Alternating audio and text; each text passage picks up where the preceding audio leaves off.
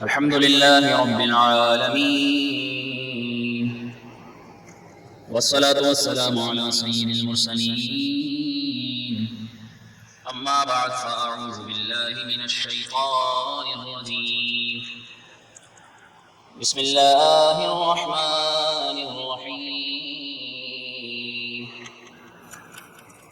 قال الله تعالى في القرآن المجيد والفرقان الحميد: وسخر لكم ما في السماوات وما في الأرض جميعا منه.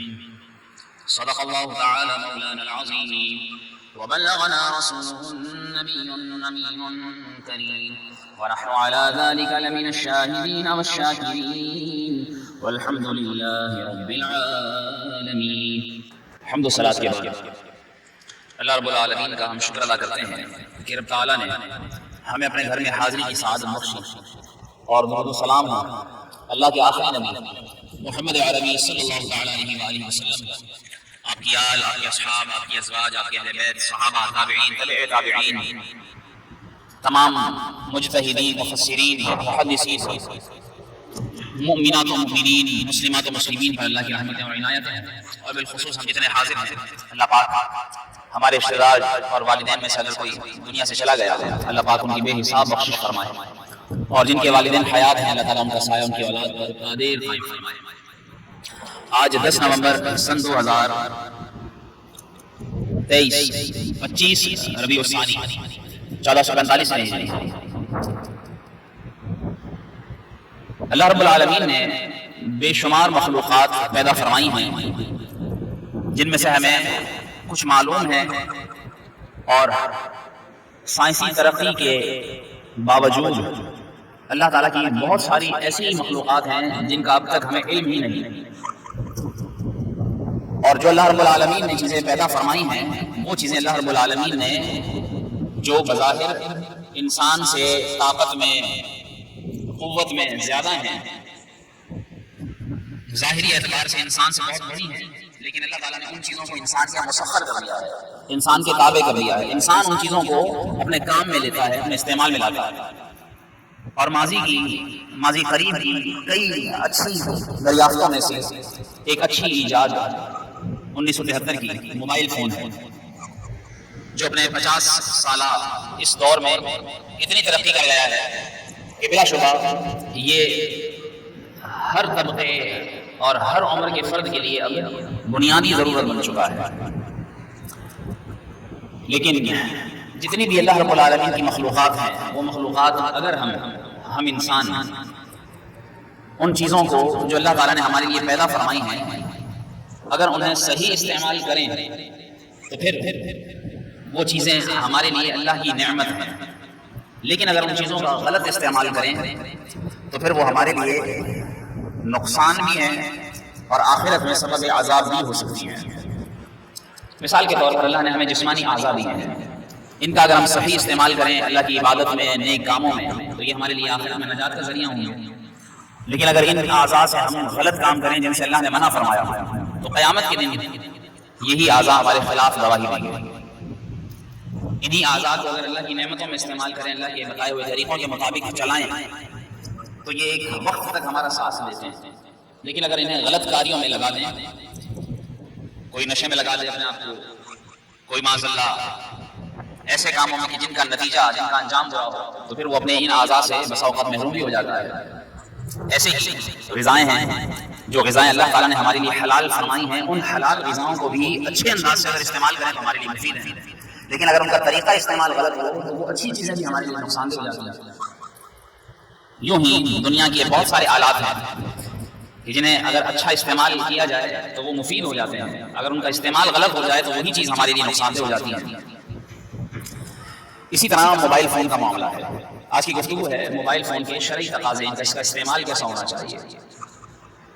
اس معاملے میں بھی اللہ تعالیٰ نے چونکہ ہمیں عقل دی ہے، اور اللہ تعالیٰ نے اپنے نبی صلی اللہ علیہ وآلہ وسلم کے ذریعے ہمیں شریعت مطہرہ نصیب فرمائی ہے، اور اس شریعت کو اپنی عقل کے ذریعے ہم اس کی صحیح رہنمائی جان لیں، اور ہر معاملے میں اور بالخصوص اس موضوع کے مطابق اگر میں کہوں کہ موبائل فون کا صحیح استعمال اچھے سے سمجھ لیں تو پھر یہی موبائل فون ہمارے لیے اچھا ذریعہ ہو جائے، یہ ہمارے لیے مفید ہو. لیکن اگر ہم اس کا غلط استعمال کریں تو پھر ہمارے لیے یہ نقصان دہ بھی ہے، اور ایسے نقصانات جو اس کے موجود ہیں وہ ہم سب کے سامنے ہیں۔ اس اعتبار سے موبائل فون کا جو ایک شرعی تقاضا بنتا ہے کہ اس اچھے آلے کو کہ جسے ہمیں ضرورت کے لیے استعمال کرنا چاہیے، لیکن لوگوں نے کہ افسوس اس موبائل کو آج بے حیائی عام کرنے کا ذریعہ بنا دیا، اور یہ موبائل فون آج فی زمانہ بہت زیادہ بدنگاہی کا سبب بنا ہے۔ قرآن کریم میں اللہ تعالیٰ نے ارشاد فرمایا ہے ان الذین یحبون ان تشیع الفاحشۃ فی الذین آمنوا لہم عذاب علیم، وہ لوگ جو یہ چاہتے ہیں کہ بے حیائی پھیلے ایمان والوں میں، ان کے لیے دردناک عذاب ہے۔ اور آپ دیکھیے کہ اس زمانے میں تحریریں موبائل فون کے ذریعے شیئر کی جاتی ہیں، ایسی تحریریں جو نہ لکھنا جائز نہ ان کا پڑھنا جائز، ایسے ہی حیاسوس تصاویر ویڈیوز، ایسے ایڈز بنائے جاتے ہیں، ایسے اشتہارات شائع کیے جاتے ہیں کہ معاذ اللہ جن کو دیکھنا بھی گناہ ہے، بنانا تو ہے ہی گناہ۔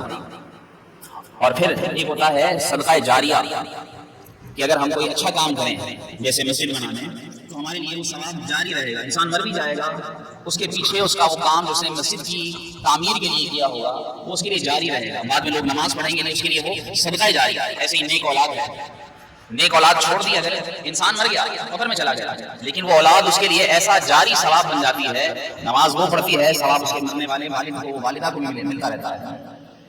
ایسے ہی انسان اچھا علم چھوڑ جائے کہ جو علم وہ چھوڑ جائے، چاہے وہ پڑھا کر شاگردوں کی صورت میں، چاہے وہ لکھ کر کتابوں کی صورت میں، چاہے وہ فی زمانہ تقاضوں کے مطابق بیانات کی صورت میں چھوڑ گیا، بعد میں لوگ اسے سنتے دیکھتے رہیں، بعد میں لوگ اسے کس کتاب کو پڑھتے رہیں، بعد میں اس کے شاگرد علم کو پھیلاتے رہیں، وہ مرنے والا مر جائے گا لیکن اس کے ذریعے جو علم عام ہوتا رہے گا دین کا، اس کا ثواب اس کو ملتا رہے گا۔ یہ صدقہ جاریہ کے اسباب ہیں جنہیں رسول اللہ صلی اللہ علیہ وسلم نے باقاعدہ بیان فرمایا ہے کہ بندہ مر جاتا ہے لیکن تین چیزیں ہیں، ایک اس کی نیک اولاد، اس کا نیک کام اور اس کا علم، یہ تین کام مرنے کے بعد بھی اس کو ان کا ثواب ملتا رہتا ہے۔ تو یہ ہے صدقہ جاریہ۔ جبکہ اس کے برعکس ایک ہے گناہ جاریہ، وہ بھی فی زمانہ موبائل کے ذریعے کیا جا رہا ہے۔ کتنے لوگ ایسے ہیں کہ جو برائی کے کام جنہوں نے موبائل کے ذریعے عام کر دیے ہیں، اس نے تو جو برا کام کیا سو کیا، اس کا تو گناہ اس پر ہے ہی، لیکن اس کے بعد جو اس گناہ کو دیکھتا رہے گا، اس کے ذریعے گناہ کرتا رہے گا، اس گناہ کا عذاب بھی اس شخص کو جس نے اس کی اصلاح کی اس شخص کو ملتا رہے گا۔ قرآن کریم میں اللہ تعالیٰ نے اس کا بھی باقاعدہ ذکر فرمایا ہے لِيَحْمِلُوا أَوْزَارَهُمْ كَامِلَةً يَوْمَ الْقِيَامَةِ، قیامت کے دن کچھ ایسے لوگ ہوں گے جو اپنا کامل بوجھ اٹھائے ہوئے ہوں گے، یعنی جن کا اپنا گناہ ان کے اپنے سر ہوگا۔ اس نے نماز نہیں پڑھی، اس کا گناہ اس کے سر، دوسرا نماز نہیں پڑھے گا تو اس کا گناہ اس کے سر، اس کے سر نہیں آئے گا۔ لیکن بعض گناہ ایسے ہوں گے جن کو اللہ تعالیٰ نے یوں بیان فرمایا وَمِنْ أَوْزَارِ الَّذِينَ يُضِلُّونَهُم بِغَيْرِ عِلْمٍ، لیکن بعض ایسے بوجھ بھی اس کے سر پر ہوں گے کہ جس بوجھ کو اس نے بغیر علم کے، یعنی وہ یہ سمجھتا تھا اس سے کچھ نہیں ہوگا، اس طرح اس نے انجانے میں یا لا علمی میں اس نے وہ گناہ ایسا جاری کیا ہوگا کہ لوگ اس گناہ کے ذریعے گمراہ ہوئے ہوں گے، تو وہ گناہ تو دوسرے کرتے ہوں گے لیکن اس کا عذاب بھی اس شخص کے سر پر لادا جائے گا۔ اور یہ کام بھی آج موبائل کے ذریعے ہو رہا ہے۔ یاد رکھیے موبائل کے ذریعے یہ جاری رہنے والا گناہ عام کرنا، یہ بھی لوگ جو ہے وہ اس موبائل کے ذریعے استعمال کرتے ہوئے جو بھی غلط کام جاری کرتے ہیں ان کے لیے وہ عذاب جاریہ، وہ گناہ جاریہ بن جاتا ہے۔ اور پھر اس کے ذریعے بد نگاہی، ایسی چیز دیکھنا جس کا دیکھنا جائز نہ ہو، وہ چیزیں عام دیکھی جا رہی ہیں، گھروں میں ساتھ بیٹھ کر، گھر کے افراد فیملی کے ساتھ بیٹھ کر، دوستوں کے ساتھ بیٹھ کر، یا اکیلے تنہائی میں، معاذ اللہ، جس کو رسول اللہ صلی اللہ علیہ وسلم نے یوں بیان فرمایا النظرۃ سهم من سهام ابلیس مسمومة فمن تركها من خوف الله أصابه جل وعز إيمانا يجد حلاوته في قلبه۔ رسول اللہ صلی اللہ علیہ وسلم نے ارشاد فرمایا کہ انسان کی نظر یہ شیطان کے زہر میں بجھے ہوئے تیروں میں سے ایک تیر ہے، جب یہ انسان بدنگاہی کرتا ہے تو وہ تیر اس کی آنکھوں کے ذریعے اس کے دل میں جا لگتا ہے اور برائی کا بیج اگ جاتا ہے، اور پھر وہ برائی کہاں تک پہنچتی ہے وہ شخص یہ بھی نہیں جانتا۔ وہ دیکھتا گناہ آنکھ سے کرتا ہے، بدنگاہی آنکھ سے کرتا ہے، لیکن اس کے ذریعے اس کا انجام ندامت، افسوس اور گمراہی، حتیٰ کہ کفر تک جا پہنچتا ہے۔ لیکن اگر کوئی شخص یہ بدنگاہی چھوڑ دے جو موبائل کے ذریعے ہو رہی ہے، سنیما گھروں میں جاتے ہیں فلمیں دیکھنے کے لیے، اب تو ہر ہاتھ میں سینما ہے، سمجھ لیں فنگر ٹپس پر آپ کے جو بھی بد نگاہی دیکھنی ہو وہ انسان کے اپنے ہاتھوں کے سامنے، اور وہ یہ ذریعہ موبائل اس کے ذریعے۔ لیکن کوئی اسے چھوڑ دے اگر، تو رسول اللہ صلی اللہ علیہ وسلم نے ارشاد فرمایا فمن ترکھا، جو اسے چھوڑ دے اللہ کے خوف سے، تو اللہ تبارک و تعالیٰ اسے ایمان کی ایسی لذت عطا فرماتا ہے جس کی مٹھاس وہ اپنے دل میں محسوس کرتا ہے۔ آج ہمارے دل حلاوت ایمان سے محروم ہے. کہتے ہیں نا دعا میں مزہ نہیں آتا، نماز میں دل نہیں لگتا، مسجد میں آنے کا دل نہیں کرتا، دعائیں قبول نہیں ہوتی، سکون نہیں ملتا نماز پڑھ کر بھی. کیا ہے؟ حلاوت ایمان سے محروم ہے. آنکھیں حرام سے پر ہیں، عبادت کی لذت کہاں نصیب ہوگی؟ اگر کسی نے عبادت کی لذت پانی ہے تو اس یعنی بد نگاہی کے بڑے ذریعے سے خود کو بچائے اور اس کا استعمال صحیح کرے. اس کے ذریعے وہ قرآن بھی تو دیکھ سن سکتا ہے، اس کے ذریعے وہ کعبے کے مناظر بھی تو دیکھ سکتا ہے، اس کے ذریعے وہ اچھے بیانات بھی تو دیکھ سن سکتا ہے. لیکن افسوس اس کے ذریعے اگر وہ برائی دیکھے گا تو پھر دل سے ایمان کی لذت مٹ جائے گی، جیسا کہ لوگوں کو اس کا تجربہ ہے. لیکن جب انسان اپنی آنکھ کو حرام سے بچائے گا، دیکھے گا بلکہ محسوس کرے گا کہ اسے لذت عبادت اس کے دل میں محسوس ہوگی. دعا کرے گا، دعا میں بھی دل لگے گا، دعا قبول ہوگی. عبادت کرے گا، نماز پڑھے گا، نماز میں بھی سکون ملے گا اور پھر نماز کی برکت اسے ظاہر ہوتی ہوئی نظر آئے گی. ایسے ہی اس کا دوسرا شریف تقاضا کہ آج موبائل کے ذریعے جھوٹ بولا جا رہا ہے. موبائل فون پر ہے، سامنے والا جو بات کر رہا ہے وہ تو نہیں دیکھ رہا، اب جھوٹ بولتے ہوئے کہہ دیتا ہے کہ میں گھر پر نہیں ہوں، حالانکہ میں گھر پر ہوتا ہے. یہ گناہ کس کے ذریعے کیا ہے؟ موبائل کے ذریعے لوگ غیبتیں کر رہے ہیں، فون پر بات کرتے ہوئے ایک دوسرے کی برائی، تیسرے کی برائی، اور ایسی برائی جو سیدھی سیدھی غیبت اور حرام ہے، جہنم میں لے جانے والا کام ہے. موبائل کے ذریعے چغلیاں کر رہے ہیں، ایک دوسرے کو لڑوا رہے ہیں، موبائل کے ذریعے ایک دوسرے کی عزت خراب کر رہے ہیں، موبائل کے ذریعے نفرتیں پھیلائی جا رہی ہیں، موبائل کے ذریعے دوسروں کو تکلیف دی جا رہی ہے، موبائل پر جھوٹ بولا جاتا ہے جس کے متعلق آپ صلی اللہ علیہ وآلہ وسلم نے واضح الفاظ میں ارشاد فرمایا کہ جھوٹا شخص منافق ہے، جھوٹ بولنے والا منافق ہے. اور منافق ایک ہوتا ہے اعتقادی منافق کہ جو دل سے کافر ہو، ظاہری مسلمان ہو. دوسرا ہوتا ہے عملی منافق کہ ہے تو مسلمان لیکن اس کی دو زبانیں ہیں، کسی کے سامنے کچھ، کسی کے سامنے کچھ. ایسے منافق کے بارے میں آپ نے فرمایا کہ جھوٹ بولنا ایسے منافق کی نشانی ہے. اور منافقین کے متعلق قرآن کریم میں واضح الفاظ میں ہے ان المنافقین فی الدرک الاسفل من النار، کہ منافق جہنم کے سب سے نچلے طبقے میں ہوں گے، سب سے نچلے طبقے میں. رسول اللہ صلی اللہ علیہ وسلم صحابہ کے ساتھ تھے، اچانک ایک زوردار آواز سنائی. رسول اللہ صلی اللہ علیہ وسلم نے صحابہ سے پوچھا جانتے ہو کس چیز کی آواز ہے؟ عرض کرنے لگے یا رسول اللہ اللہ و رسولہ عالم، اللہ جانے یا اس کا رسول جانے. آپ صلی اللہ علیہ وسلم نے ارشاد فرمایا 70,000 سال پہلے ایک پتھر لڑکایا گیا تھا جہنم کے اندر، اب وہ اس کی تہ میں پہنچا ہے، یہ اس کی آواز. اندازہ کیجئے کتنی گہرائی ہوئی. تو ہمیں اس جہنم کی تہ سے پناہ مانگنی چاہیے، خود کو منافق بننے سے بچانا چاہیے. اور وہ کیا ہے؟ جھوٹ. اور جھوٹ زیادہ تر آج کل بولا جا رہا ہے موبائل کاروباری لائن میں. ایسا موجود ہے، کہتے ہیں نہیں بھی پیسے نہیں ہے بعد میں لینا. گھر میں کوئی شخص موجود ہے، نہیں ہے وہ بھی گھر میں نہیں ہے، کوئی کام کر سکتے ہیں لیکن جھوٹ بول کر کہہ دیتے ہیں کہ نہیں کر سکتے. تو یہ جھوٹ جو بولا جا رہا ہے اس کا ذریعہ موبائل کو بھی بنایا جا رہا ہے، اس لیے اسے اچھے کام میں استعمال کریں، سچ بولنے کے کام میں استعمال کریں نا، اس کے ذریعے اچھا کام کیا جائے. ایسے ہی جھوٹی بات جو سن کر پھیلائی جاتی ہے، آپ صلی اللہ علیہ وسلم نے ارشاد فرمایا کہ کسی شخص کے جھوٹا ہونے کے لیے اتنا ہی کافی ہے کہ وہ کیا کرے؟ ان یحدث بکل ما سمع، جو وہ سنے بس وہ یاد رکھے، تحقیق نہ کرے. آج کل موبائل کے ذریعے کہاں تحقیق ہوتی ہے؟ کسی نے پوسٹ ڈالی، نہ اس کے بارے میں حقیقت پتا، نہ اس کے بارے میں اس کی صحیح معلومات ہمیں قرآن و حدیث سے معلوم، لیکن بس آئی آگے بھیج دی، فارورڈ کر دیا، شیئر کر دیا، گروپس میں بھیج دیا، کمیونٹیز میں ڈال دیا، آگے بھیجتے جا رہے ہیں، لگاتے جا رہے ہیں، کوئی تحقیق نہیں کرتے. پتہ چلتا ہے کہ وہ جھوٹ بات ہوتی ہے، حقیقت اس میں کچھ نہیں ہوتی. ایسا ہوتا کسی کے ایکسیڈنٹ کی خبر چلا دی، کسی کے مرنے کی خبر چلا دی، وغیرہ وغیرہ. اس طرح سے غیر تحقیق شدہ بات آگے کرنا یہ حرام ہے، منع ہے. رسول اللہ صلی اللہ علیہ وسلم نے اس سے بھی منع فرمایا. ایسے ہی دوسروں کی عزتیں اچھالنا، دوسروں کے درمیان نفرتیں پھیلانا، چغلیاں کرنا، غیبت کرنا، موبائل فون پر برائی کی جا رہی ہے تیسرے شخص کی. آپس میں دو بندے بات کریں، دو عورتیں بات کریں، دو مرد بات کریں، دو دوست بات کریں، تیسرے کی برائی کریں، غیبت ہے. غیبت کے متعلق قرآن کریم میں واضح الفاظ میں ارشاد ہے کہ یہ ایسے ہے جیسے اپنے مردہ بھائی کا گوشت کھانا. کیا کوئی چاہے گا کہ ایسا کرے؟ کبھی نہیں چاہے گا. تو کیا تم غیبت کرتے ہو؟ تو وہ یہ غیبت کرنا یہی ہے اور اس کے بڑے عذابات ہیں. ایسے ہی اس کا تیسرا تقاضا یہ ہے کہ موبائل فون سے اپنے وقت کی بچت کی جائے. لیکن افسوس انسان آج جتنا وقت موبائل کے ذریعے ضائع کر رہا ہے شاید کسی اور چیز کے ذریعے ضائع نہیں کرتا.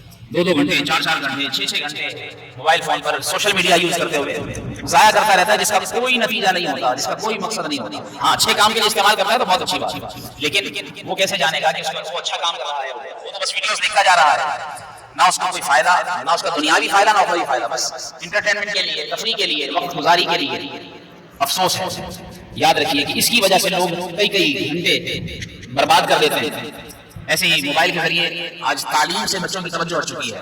نوجوان ہوں یا بچے ہوں، تعلیم پر وہ دھیان نہیں رہا جتنا دھیان موبائل پر دیا جاتا ہے. موبائل کے ذریعے کام کاج پر دھیان نہیں ہوتا. کتنے ایسے دکانداروں کو میں نے دیکھا ہے جو اپنی دکان پر بیٹھ کر ویڈیو گیمز کھیل رہے ہیں موبائل پر بیٹھ کر. گاہک بسا اوقات کھڑا ہے، وہ موبائل پر دھیان دے، وہ فون پر لگا پڑا ہے. کہاں تو بس اوقات پڑ جاتا ہے اس کی اس کا یہ انداز دیکھ کر. تو موبائل کے ذریعے اپنا کاروبار تباہ کر رہے ہیں، موبائل کے ذریعے لوگ اپنی تعلیم برباد کر رہے ہیں، موبائل کے ذریعے وقت برباد کر رہے ہیں، موبائل کے ذریعے پیسہ برباد کر رہے ہیں، موبائل کے ذریعے جوا کھیلا جا رہا ہے، موبائل کے ذریعے پیڈ یعنی پے شدہ قیمت ادا کر کے گیمز کھیلی جا رہی ہیں، خریدی جا رہی ہیں. کتنا نقصان ہے اس کا. اور پھر اس سے بڑی بات کہ اس کے ذریعے انسان کی صحت برباد ہو رہی ہے. جو مسلسل سر جھکا کر موبائل دیکھتا ہے اس کے مونوں میں درد، گردن میں درد، آنکھوں پہ اسکرین کا اثر، رات کے اندھیرے میں اسکرین پہ تیز روشنی آنکھیں پھٹتی ہے، اس کا کتنا نقصان ہوتا ہے. اور پھر جو کچھ موبائل پر دیکھتا ہے اس کے اثرات اس کے ذہن پر، کیونکہ سارے اعضاء اس میں رک گئے. جنہوں نے کام کرنا تھا صرف دماغ استعمال کرتا ہے، صرف دماغ استعمال کرنے کی وجہ سے ذہنی دباؤ، بلڈ پریشر، سارا زور دماغ پر آ جاتا ہے. اور پھر کہتا ہے نیند نہیں آتی، سر درد رہتا ہے، سر بھاری رہتا ہے، جسم میں اکڑاؤ رہتا ہے، بلڈ پریشر ہو گیا ہے. یہ سارے نقصانات ماہرین کے پڑھ کر دیکھیے موبائل کی وجہ سے. یہ تو ضرورت تھی رابطے کرنے کی، کام کرنے کی بس، اور وہ تو سادے موبائل سے بھی ہو سکتا تھا. لیکن افسوس اسے لوگوں نے اب وقت پاس کرنے کا ذریعہ بنا دیا ہے. اور پھر لوگ جو ہے وہ اس کے ذریعے اپنی بیماری کا ازالہ نہیں کر سکتے. یاد رکھیے انسان بیمار ہوتا ہے، بیمار ہونے کے بعد صحت مل جاتی ہے اگر نصیب میں ہو. ایسے ہی اگر وہ غریب ہے تو غربت کے بعد اسے مالداری مل جاتی ہے. لیکن یاد رکھیے جو وقت اس کے ذریعے برباد ہوتا ہے اس کا کوئی ازالہ نہیں ہے، اس کا ازالہ نہیں کیا جا سکتا. قرآن کریم اللہ تعالیٰ نے ارشاد فرمایا والذین هم عن اللغو معرضون، جو بیکار چیزیں ہوتی ہیں ایمان والے اس سے دور رہتے ہیں، منہ پھیر کر چلتے ہیں. آپ صلی اللہ علیہ وسلم نے ایک شخص دیکھا جو کبوتری سے کھیلتے ہوئے کھیلنے کے لیے اس کے پیچھے جا رہا تھا، جس طرح آج کل لوگ پتنگ لوٹنے کے لیے پیچھے بھاگتے ہیں، وقت برباد کرتے ہیں. آپ صلی اللہ علیہ وسلم نے ارشاد فرمایا شیطان یتبع شیطان، یہ پیچھا کرنے والا بھی شیطان ہے اور جس کا یہ پیچھا کر رہا ہے وہ بھی شیطان ہے، وہ کبوتری جس کی وجہ سے اس کا وقت برباد ہوگا. ایسے ہی موبائل کہ اگر اس کے ذریعے وہ غفلت میں جا رہا ہے، گناہ میں پڑ رہا ہے، نقصان کر رہا ہے، پیسے کا، وقت کا، صحت کا نقصان کر رہا ہے، تو پھر یہ بھی شیطان، اور اس کے ذریعے جو گناہ کر رہا ہے وہ چیز بھی شیطان ہے. ایسے ہی اس موبائل فون کے استعمال کا ایک شرعی تقاضا یہ بھی ہونا چاہیے کہ اس کے ذریعے حقوق ادا کرے، حقوق کی ادائیگی، نہ کہ حقوق سے دور ہو جائے. اور آج دیکھیے لوگ گھر میں بیٹھے ہیں، والدین بیٹھے ہیں، والدین چاہتے ہیں میری طرف توجہ کرے، میرے سے بات کرے، وہ موبائل میں لگا ہوا ہے. مہمان آئے بیٹھے ہیں، مہمان کے حقوق میں اس کو وقت دیا جائے، اس کی مہمان نوازی کی جائے، اس کے سامنے وہ موبائل پر لگا پڑا ہے. بچے بیٹھے ہیں سامنے، بچوں کے ساتھ بات کرے، تھوڑا سا ان کو وقت دے، موبائل میں لگا پڑا ہے. کر کیا رہا ہے؟ کچھ بھی نہیں، بس وہی ویڈیوز، گیمز کھیل رہا ہے اور اس کے پاس کوئی کام نہیں. گھر میں بیٹھ کر باہر دوستوں میں 4 6 8 10 دوست بیٹھے ہیں، سب موبائل چلا رہے ہیں. بھائی ساتھ بھی بیٹھے ہو. پہلے دوست بیٹھتے تھے ایک دوسرے کے ساتھ کوئی بات چیت ہوتی تھی، پہلے گھروں میں رشتہ دار ملتے تھے، بات چیت ہوتی تھی، مہمان آتے تھے، کچھ بات چیت ہوتی تھی، کچھ حال احوال لیے جاتے تھے، کچھ اچھا برا بتایا جاتا تھا، سکھایا جاتا تھا. گھر میں ماں باپ بہن بھائی بیٹھتے تھے، کسی کے ساتھ بات چیت ہوتی تھی. لیکن اب گھر کے اندر جتنے افراد ہیں سب آدمی موبائل، سب موبائل پر لگے ہوئے ہیں، رشتوں سے دور ہو چکے ہیں. ڈاکٹر اقبال نے جن کا کل 9 نومبر یوم مثال تھا، آپ دیکھیے ان کے متعلق لکھا ہے. انہوں نے لکھا ہے دل کے لیے موت، مشینوں کی حکومت. آج دیکھیے مشین کی حکومت ہے، اور حکومت یوں ہے کہ اس کا غلط استعمال ہے، کوئی صحیح استعمال ہے، غلط استعمال کے متعلق کہتے ہیں دل کے لیے موت، مشینوں کی حکومت، احساس مربت کو کچل دیتے ہیں آلات. یہ آلات مربت کے احساس ختم کر دیتا ہے.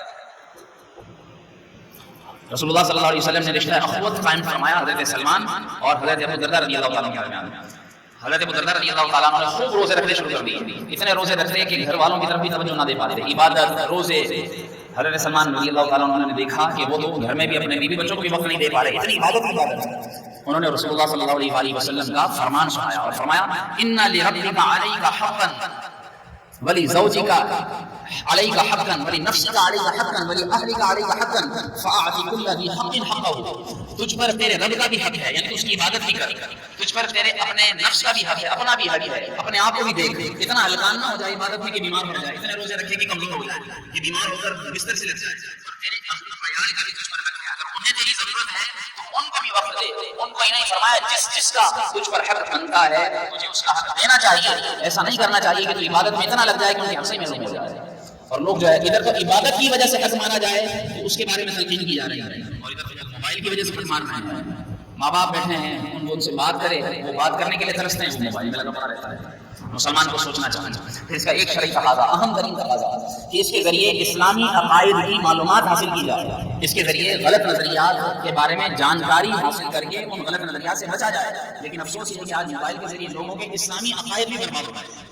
ان کے صحیح نظریات کو ایسی چوٹ لگ رہی ہے، ایسی کاری ضرب لگ رہی ہے، کوئی بھی انجینئر کی صورت میں کھڑا ہو جاتا ہے، پروفیسر کی صورت میں آ جاتا ہے، کوئی بھی ڈاکٹر اسکالر کی صورت میں آ جاتا ہے اور کھڑا ہو کر بیٹھ کر کسی بھی ایسے نظریے پر جو متفقہ نظریہ ہوتا ہے، وہ محدثین کا بھی، مفسرین کا بھی، ائمہ مجتہدین کا بھی ایسا مسلمہ نظریہ کہ جو صدیوں سے چلا آ رہا ہے، لیکن یہ اپنے ان غلط نظریات کی وجہ سے، غلط تشریحات جو ان کے بالکل برعکس ہوتی ہیں، وہ کر کے آج کی نوجوان نسل کو، آج کے لوگوں کو ایسا بھٹکا دیتا ہے کہ وہ اسلامی نظریوں کے بارے میں سوچ کر اور آخرکار ایسے بےراہی میں چلے جاتے ہیں کہ وہ صحیح اسلامی نظریات سے دور ہو جاتے ہیں، اور وہ پھر وہ باتیں جو علماء کی باقاعدہ مسلمہ ہیں ان اسلامی نظریوں اور ان عقائد و نظریات سے دور ہو کر پھر وہ نئے عقائد بھرنا شروع کر دیتا ہے، جس کے متعلق رسول اللہ نے فرما دیا تھا کہ میری دنیا سے وفات کے بعد فرقوں کی تقسیم ہوگی، تو آپ صلی اللہ علیہ وسلم نے کسی حدیث میں یہ ارشاد فرمایا کہ جس پر جماعت قائم ہو، یعنی اکثریت، اس پر قائم رہنا، جو میرا راستہ ہو، میرے صحابہ کا راستہ ہو، اس پر رہنا، جو میرا راستہ ہو، میرے خلفاء کا راستہ ہو، اس پر رہنا، جو سواد اعظم ہو، جس پر کثیر تعداد موجود ہو، جو مسلمہ جمہور کا عقیدہ ہو، اس پر قائم رہنا۔ اور آج دیکھیے جتنے فرقے بن رہے ہیں نئے، اس میں کوئی صحابہ سے اختلاف کرتا ہے، کوئی کسی صحابی سے اختلاف کرتا ہے، کوئی کسی خلیفہ سے اختلاف کرتا ہے، کوئی حضرت علی کو نہیں مانتا، کوئی حضرت عمر کو نہیں مانتا، کوئی حضرت ابوبکر صدیق کو نہیں مانتا، کوئی حضرت معاویہ کا انکار کرتا ہے، کوئی حضرت ابو جعفر سے کسی نہ کسی کے بارے میں، لیکن آپ نے فرمایا جو جماعت کا عقیدہ ہو۔ اور الحمدللہ اہل سنت و جماعت کا وہ عقیدہ ہے کہ وہ تمام صحابہ کو بھی ان کے مرتبے کے مطابق مانتے ہیں، تمام انبیاء کو بھی، تمام اولیاء کو بھی، جس کو جس طرح ماننے کا حق ہے الحمدللہ اہل سنت و جماعت اس طریقے اور اس نظریے کے مطابق اپنی زندگی گزارتے ہیں۔ اس لیے ہمیں ان باتوں کو سوچنا چاہیے، اور موبائل کے ذریعے اگر ہمارے نظریات کو، اسلامی عقائد کو کوئی ضرب لگتی ہے تو ہمیں اس موبائل کی لعنت سے خود بھی بچنا چاہیے اور اپنے بچوں کو بھی بچانا چاہیے۔ آج بچے لوگ ایسی عبادتوں کے طریقے دیکھ کر گمراہ ہو رہے ہیں، وہ کہتے ہیں یہ صحیح، اور بچوں کو کیا پتا، بچے تو دیکھ رہے ہیں، وہ ان کے ذہن میں بیٹھ رہا ہے، پھر وہ سوالات کرتے ہیں۔ یہ وہ باتیں بتا رہا ہوں جو میں خود دیکھتا ہوں، لوگ مجھ سے پوچھتے ہیں اور کسی کی کیا بات کی جائے، اس لیے اپنی نظریات کی حفاظت کیجیے اور چرب زبان لوگوں سے بچا جائے جو موبائل پر مختلف ویڈیوز دیکھتے ہیں اور اس کے ذریعے گمراہ ہوتے ہیں۔ اس لیے اس کے نقصانات جو جسمانی بیماریوں کی صورت میں، اور پھر سوشل میڈیا کی وجہ سے آج دیکھیے فیشن کتنا عام ہو گیا ہے، سوشل میڈیا کی وجہ سے گھر کے اندر عورتیں، بچیاں کیسے فیشن سیکھ رہی ہیں، کہاں سے؟ موبائل سے سیکھ رہی ہیں۔ گھروں کے اندر جو اخلاقی بگاڑ آ رہا ہے موبائل کی وجہ سے، میں یہ نہیں کہتا کہ اس کو آپ بالکل ختم کرنا ہے، میں یہ نہیں کہتا کہ بالکل غلط ہے، اس کا صحیح استعمال، ہر چیز کے اوپر اللہ نے انسان کو اختیار دیا ہے، وہ طاقت کے ذریعے، اپنے دماغ کے ذریعے چیز کو کنٹرول کرتا ہے۔ جب تالا بنایا جاتا ہے تو اس کی چابی بھی بنائی جاتی ہے، ہر چیز کا اختیار انسان کو اللہ نے دیا ہے۔ موبائل کے اندر جو غلط چیز ہے وہ آپ روک سکتے ہیں، وہ کنٹرول کر سکتے ہیں، اس لیے اسے کنٹرول کیجیے، اسے صحیح سمت میں لائیے۔ ٹیکنالوجی کا اور جدید چیزوں کا اچھا استعمال خود بھی سیکھیے، اپنی اولاد کو بھی اس طرف لائیے۔ لوگ جو ہے وہ موبائل فون کے ذریعے کما رہے ہیں اور ہم وقت برباد کر رہے ہیں، تو اسے کمائی کا ذریعہ بنائیں۔ لوگ اس کے ذریعے اپنے عقائد کی اصلاح بھی کر رہے ہیں، اپنے آپ کو گناہ سے بچا بھی رہے ہیں، تو وہ کام کیجیے تو اچھا استعمال ہوگا، تو انشاءاللہ یہ ہمارے لیے آخرت میں نجات کا ذریعہ بنے گا۔ اسے ضرورت بنائیں، اسے شوق نہ بنائیں۔ موبائل سے اپنا ایمان بچائیں، اس سے اپنے آنکھوں کی حفاظت کریں، موبائل سے رشتے نہ دیں اور مجلس کا ادب رکھیں، اس کے ذریعے صحیح عقائد سیکھیں، والدین اپنی اولاد پر بڑی نظر رکھیں اور موبائل کے بارے میں شرعی احکامات سیکھ کر اس کے مطابق اس کا استعمال جاری رکھیے تاکہ ہمارے لیے یہ مفید ہو جائے اور ہمارے لیے آخرت میں یہ نجات کا ذریعہ ہو، نہ کہ تباہی اور بربادی اور عذاب کا۔ اللہ پاک ہم سب کو عمل کرنے کی توفیق عطا فرمائے، اور جو باتیں اس کے متعلق ہم نے سنی انہیں خاص طور پر صحیح انداز میں سمجھ کر اسے اپنے گھر والوں کو بتانا، اور اللہ تعالیٰ اس کے ذریعے ہمیں اصلاح کرنے کی کوشش کرنے کی توفیق عطا فرمائے۔